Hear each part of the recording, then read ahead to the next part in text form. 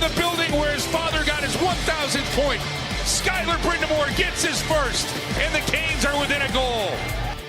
Jesperi looking for some room. We'll get back Svechnikov, side of the net. Back to Svechnikov, he scores! A power play goal for Andrei Svechnikov. And the Canes, 50 seconds into the second, have tied it at 3. That's Svechnikov's best release in the second half of the season. Period. By a lot. What this could do for him, it's his second point of the game. He absolutely blew this by Ullmark. He wanted it. He's passed up some power play shooting opportunities recently.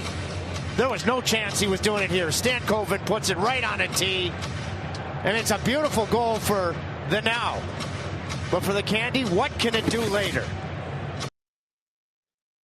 But for the Candy, what could it do later? Trip Tracy. Hi, everyone. It is the Canes Corner Podcast, and we're brought to you by the Aluminum Company of North Carolina. If it is for the exterior of your home, you can find it at the Aluminum Company of North Carolina on Hamlin Road in Durham. No place like it. Sammy Hanna and his crew do a great job. You should check them out. aluminumcompany.com. For the 82nd and final time in the regular season, this is the Canes Corner Podcast. Actually, we haven't done 82 of them. We've come pretty close because we had a couple of emergency podcasts. Not to mention a couple of preseason podcasts. So, frankly, we didn't miss very many. Missed a couple. I don't know. My eyes are burning. Maybe I'm just crying because Skylar Brindamore scored his first NHL goal. We're on YouTube, as always, and you can subscribe, like, share, rate, review, tell your friends. So I appreciate all year long. I've appreciated your devotion to the team and putting up with me as you scratch your Hurricanes itch. All right, so just here's what we're going to do today. And this is the last of the regular season podcast. We will resume Sunday. I'll give you the playoff schedule and all of that in a second, just in case you don't know. I'm sure most of you know, if not all of you. We're going to talk about goaltending.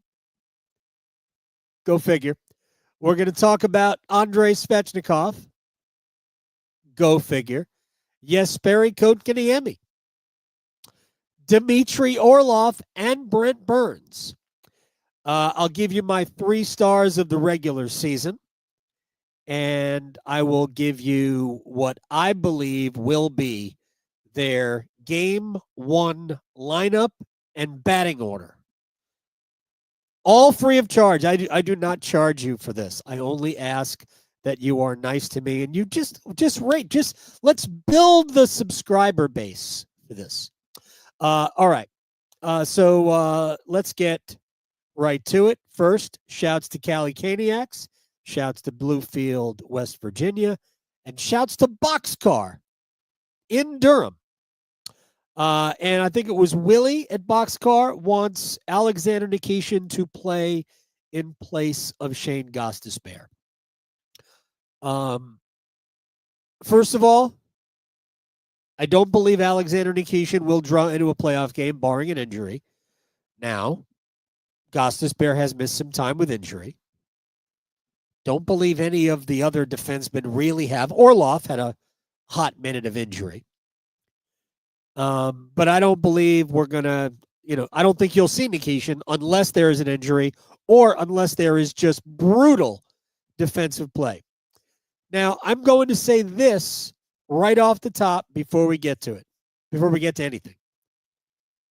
I am really not judging veteran players who aren't really fighting for a spot.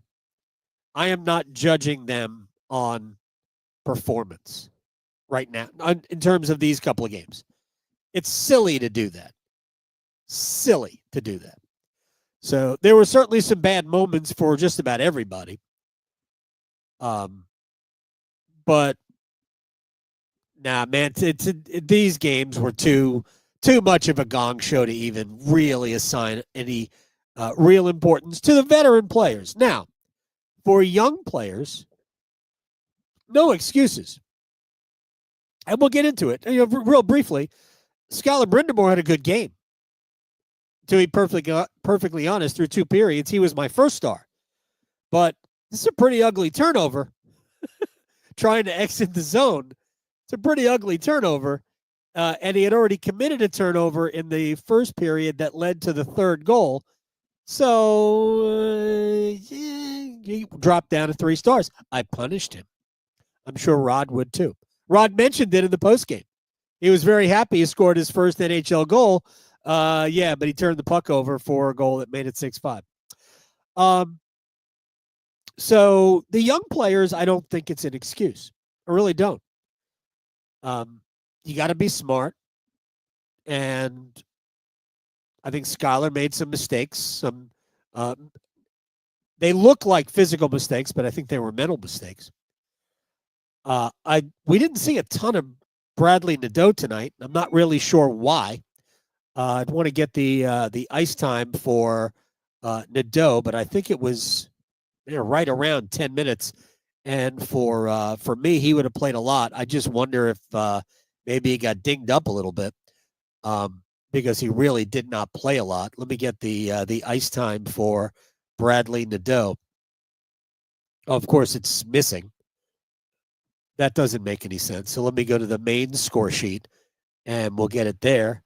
Bradley Nadeau played 9:57, so didn't play a ton.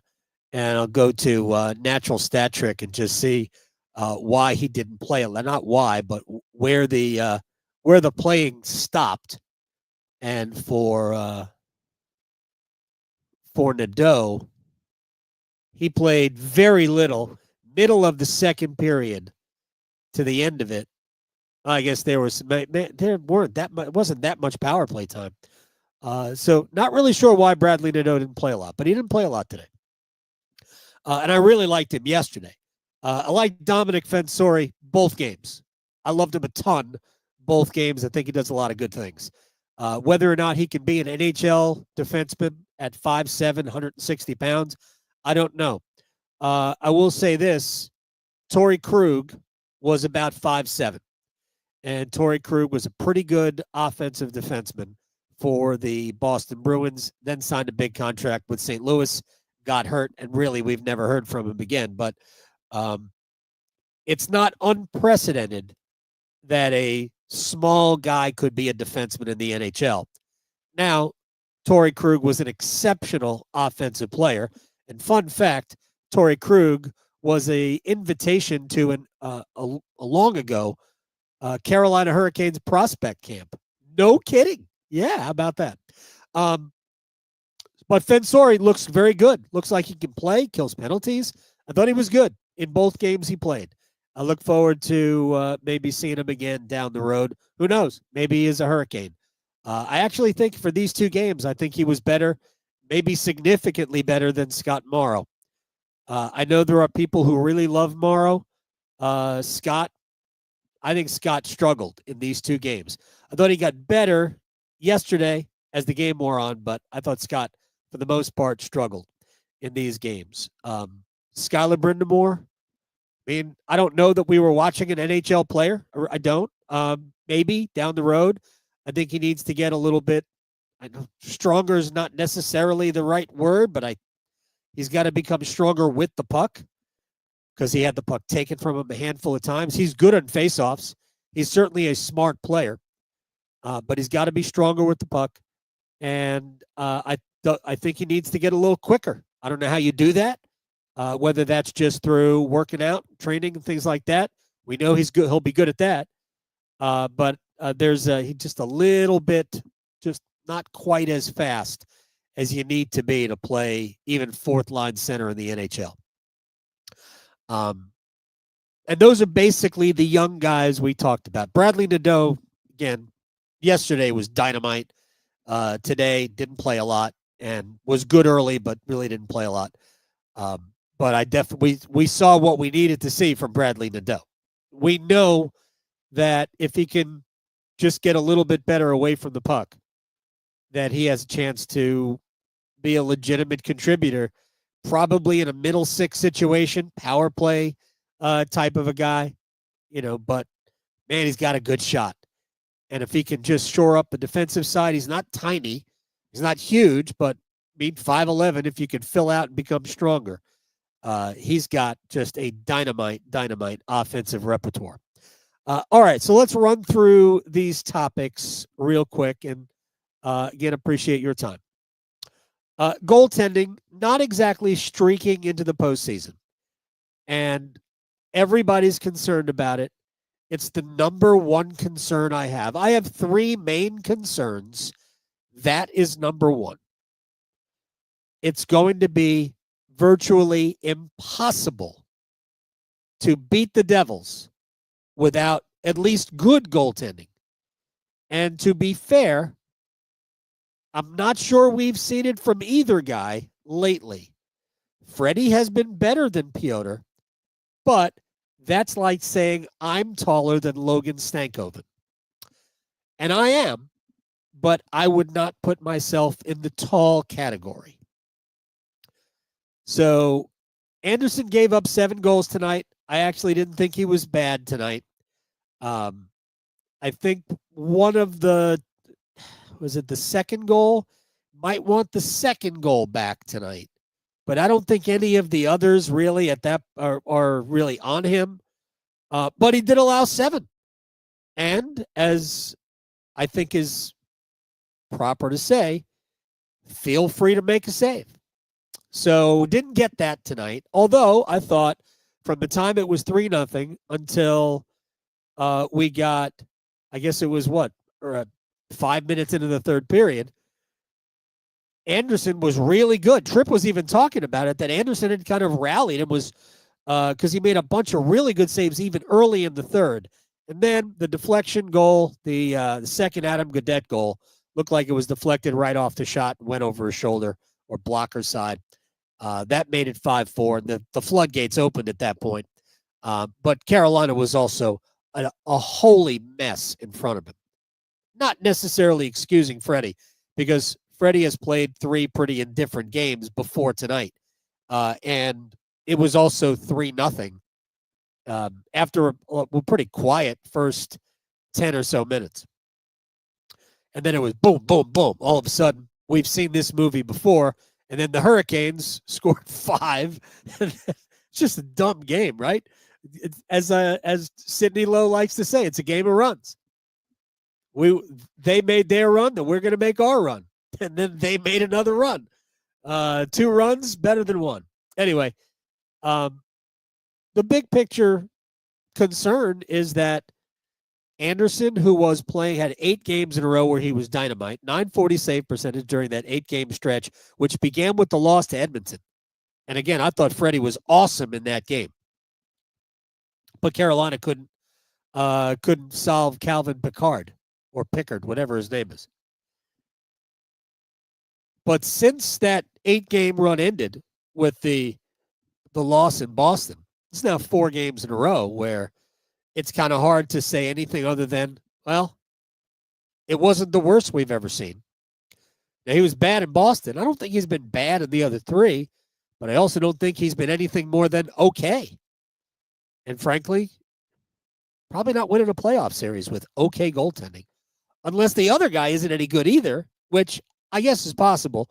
Jacob Markstrom hasn't been good of late. I'm trying to think of how many starts that I did a sample size of.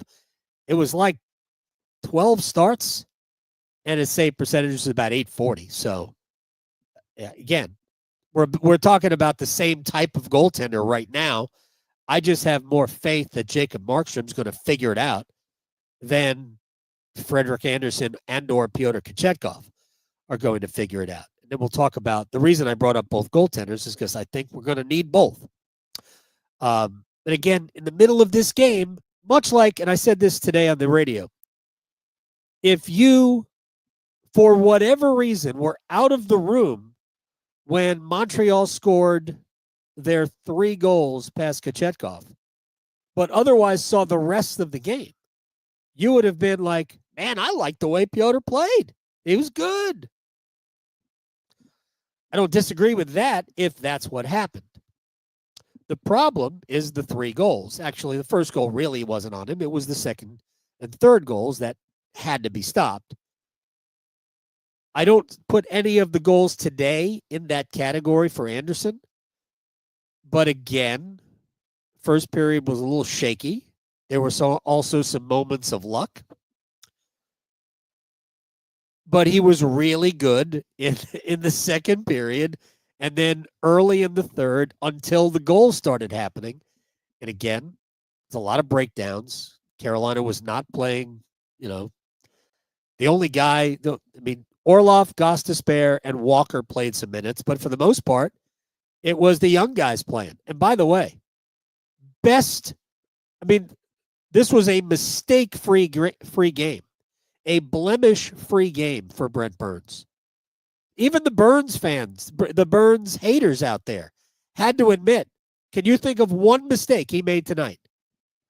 I think not.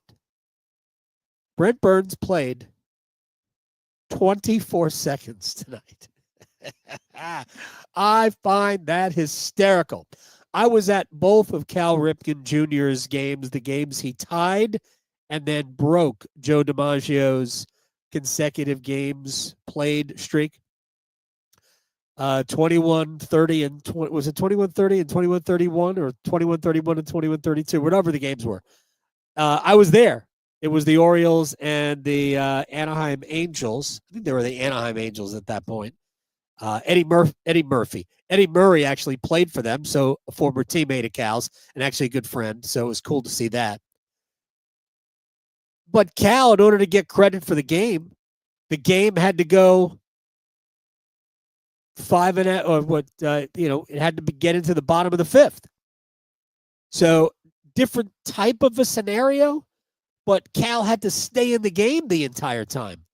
Brent took one shift, I think right out of the hop, got off the ice, and we didn't see him again. He just sat there.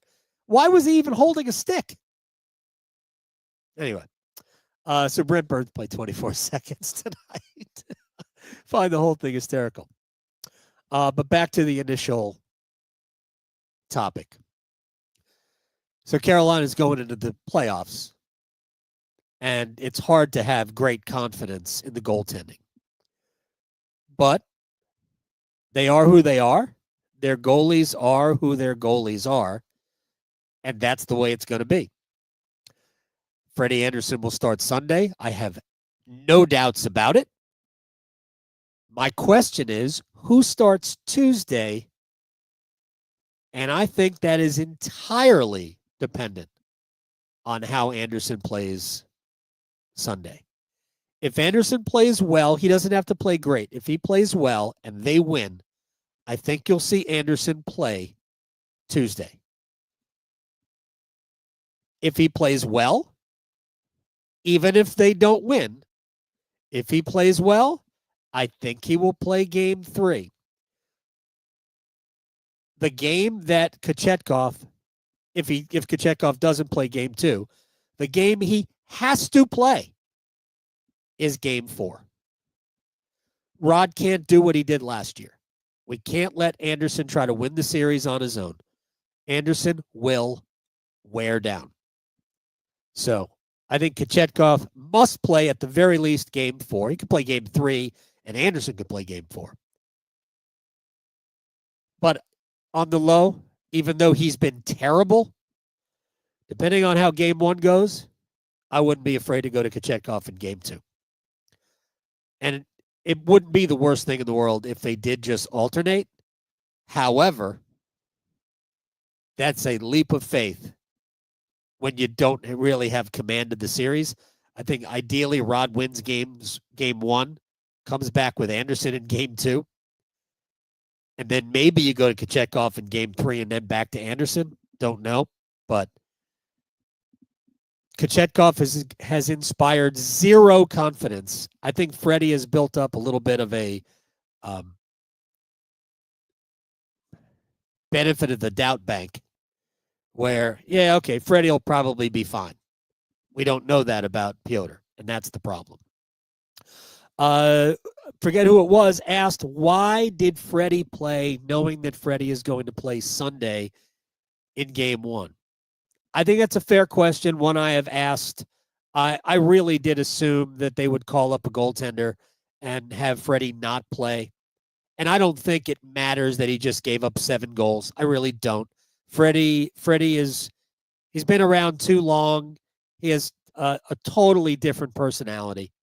My only question, the only reason I didn't want Freddie to play was because, man, he could get hurt, and then you have no choice but to use Kochetkov, and that would not be a good position to be in. Kochetkov does not have good playoff pedigree. His numbers are terrible in the postseason. The only times he's played really well as a postseason goalie is when he came in relief of games. Now, there's nothing to do about it. You don't have any other option. Spencer Martin isn't an option. Dustin Tokarski is not an option. Ruslan Kazayev is not an option. So this is who the goaltending is.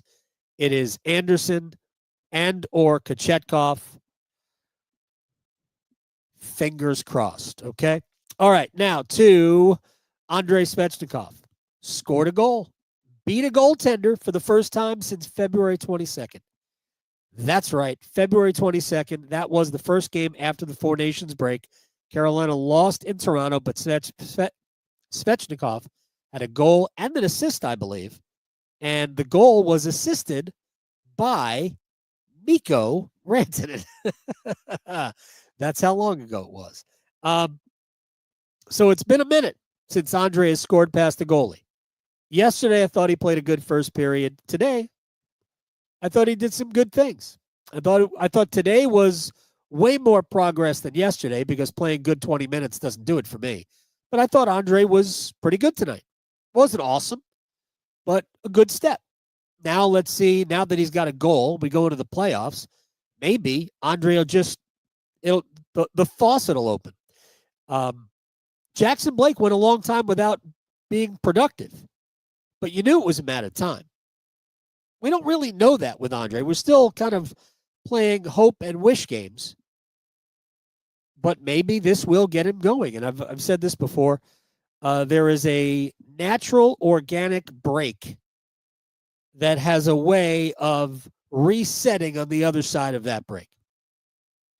You may have a favorite baseball player who's having a great, first half of the season. They go to the All-Star break. Maybe he's an All-Star. Maybe he's not. Anyway, second half starts. And, man, the guy was hitting .315 in the first half. Why is he hitting .198 in the second half? Because break. And it's a reset. And maybe the playoffs will be the reset that Andrei Svechnikov needs. Say this, and I'm going to fold in Jesperi Kotkaniemi, who scored Carolina's first goal tonight, the goal that got them going.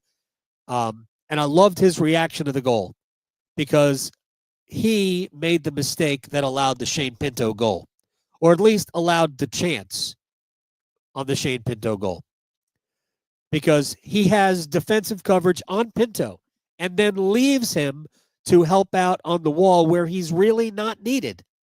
Or I shouldn't say he wasn't needed because he actually was needed, but he didn't do anything. He just skated towards the issue. He didn't really engage in it. And the pass went to his guy going right down the slot, and Pinto scored to make it 3-0.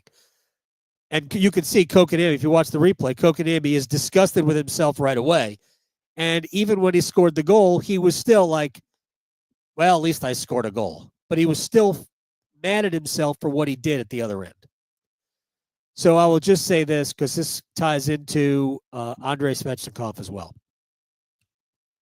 They are not going to win more than a round if those two guys don't play well. They can beat New Jersey because I think they can beat New Jersey. They can fake it. Not that New Jersey isn't really good, because they are. But they can fake it past New Jersey. But you are not going to win a second series unless Kotkaniemi, Svechnikov, and Hall make an impact as a line. I ain't worried about Taylor Hall. He will create chances. He will do the right things. He will play smart hockey.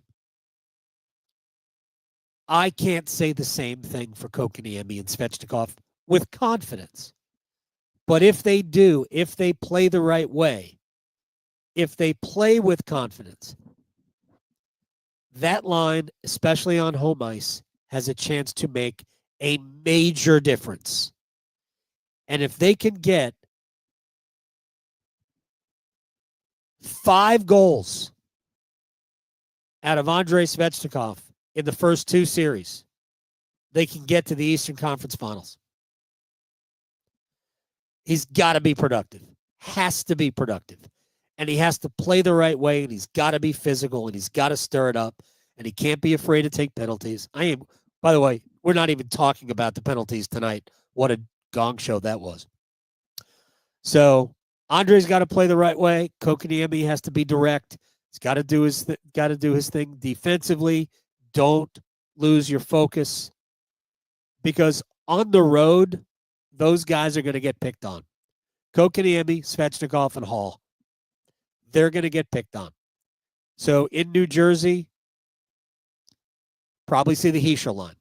Although, no, they'll put the Hischier line out against Aho, Blake, and Jarvis.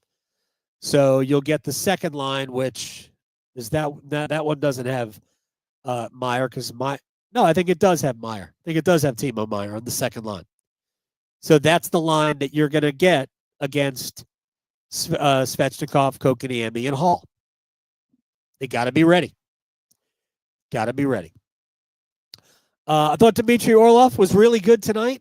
And if we talk about anything regarding tonight's game, it's the 5-on-3 penalty kill, which Orlov was, I thought, the star of. I also liked Skylar Brindamore in that role. I thought Sean Walker played well killing penalties tonight. I loved Dom Finsori tonight killing penalties. And that was the best stretch for Freddie, too. So I know that there is a cottage industry right now bashing Burns and Orlov. But I am telling you, Dimitri Orlov has rediscovered something close to what he was, I thought, in the second half of the season and into the playoffs last year. I think he's been good lately. And he's one of the keys to, I think, a pretty good playoff run, because Carolina's going to have to come up with 2 very good defensive pairs if they are going to be around the playoffs more than one series. It can't just be Slavin and Burns. And we all know that Brent Burns is no longer top pair right shot defenseman good. He's not terrible. That ain't the problem. Right now, Carolina doesn't have a top line right defenseman. They just don't. Chatfield could be that. I think Chatfield and Slavin would be a great shutdown pair. The problem is that the rest of your defensive pairs just can't play together. You can't have Orlov and Burns play together. You saw what happened yesterday. Orlov and Burns can't play together, because the beauty of where Burns and Slavin is that Slavin can cover for Burns. The beauty of Orlov and Chatfield is that Chatfield can cover for Orlov, because they do go on some expeditions, to borrow from Winnie the Pooh. And that's not meant as a criticism of Burns and or Orlov. That's just the reality of how they play. And sometimes Burns needs bailing out because defense is not his forte. But he's been good. And Orlov has been good of late.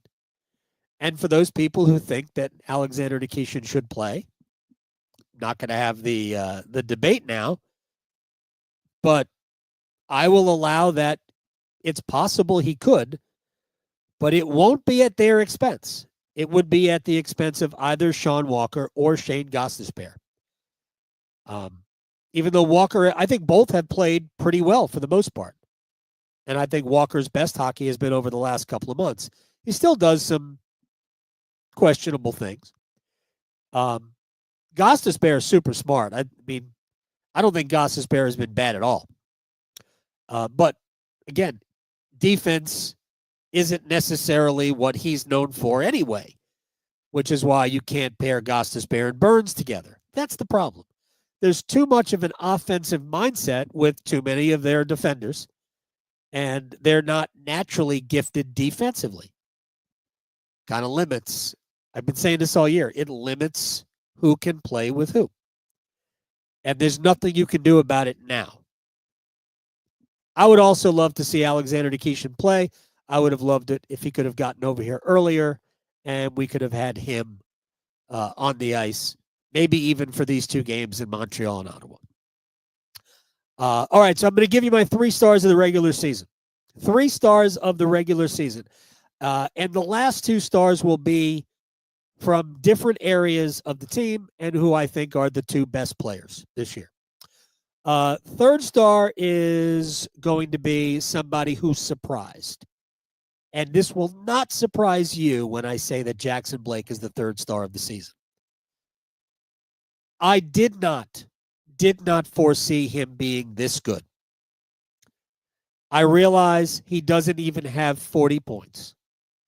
I would surmise that this is the best non-40-point season in Hurricanes history. He's just a good player every shift. Nobody's perfect. He makes some mistakes. He loses the puck. But boy, does he go get it back. Been an absolute joy to watch him play. 3rd star of the season. 2nd star of the season, Jaccob Slavin. What isn't he? I mean, he's not a huge scorer. Doesn't get power play time. But Jaccob Slavin is a rock. I say this, the last 4 or 5 games have not been great. I hope that these 2 games and whatever time off he had since Sunday, so he'll get 6 full days of the only thing that he will have is practice. Not sure Hurricanes are going to practice even. Now, they'll practice Saturday. So that'll be it. That'll be his practice before the playoffs start. So hopefully Jacob is fully operational. I think he's had some bumps and bruises.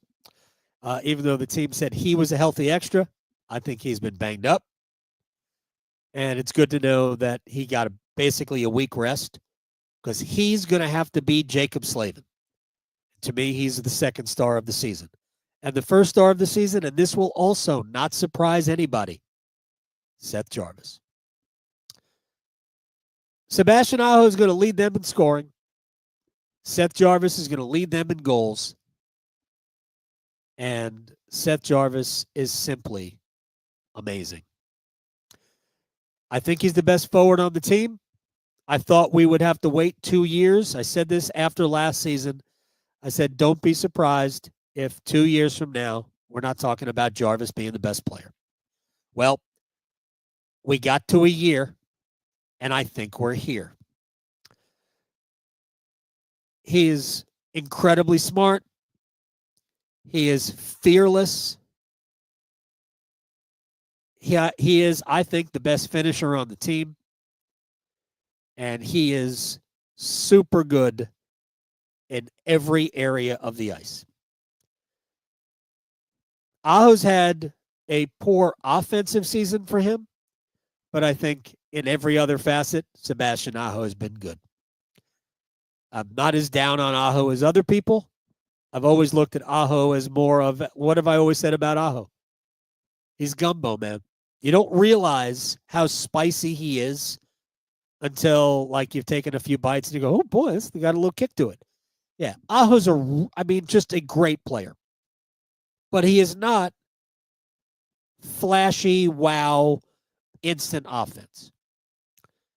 I think he gets probably in a little bit of trouble when he tries to play that way. The problem is they haven't had enough offense all year long, really, other than Aho and Jarvis. And when Necas went away, and Necas' offense, we all remember, had started to fade anyway, that I think he puts too much pressure on himself trying to do all the scoring, which is why we get back to Andrei Svechnikov and how important he is.